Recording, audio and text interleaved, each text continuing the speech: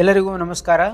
ನಮ್ಮ ಸರ್ಕಾರದ 5ನೇ ಗ್ಯಾರಂಟಿಯಾಗಿರ್ತಕ್ಕಂಥ ಯುವ ನಿಧಿಯನ್ನು 26ನೇ ತಾರೀಕು ಬ್ಯಾಂಕ್ವೆಟ್ ಹಾಲ್ನಲ್ಲಿ ಅದನ್ನು ಚಾಲನೆಯನ್ನು ಕೊಡ್ತಾ ಇದ್ದೀವಿ. ಯಾರ್ಯಾರು 2022-23ನೇ ಸಾಲಿನಲ್ಲಿ ಪದವಿ ಪಾಸಾಗಿರ್ತಕ್ಕಂಥವರು ಮತ್ತು ಡಿಪ್ಲೊಮಾ ಪಾಸಾಗಿರ್ತಕ್ಕಂಥ ವಿದ್ಯಾರ್ಥಿನಿಯರು ತಾವು ಸೇವಾ ಸಿಂಧು ಪೋರ್ಟಲ್ನಲ್ಲಿ ತಾವೆಲ್ಲ ಎನ್ರೋಲ್ಮೆಂಟ್ ಮಾಡ್ಬೋದು.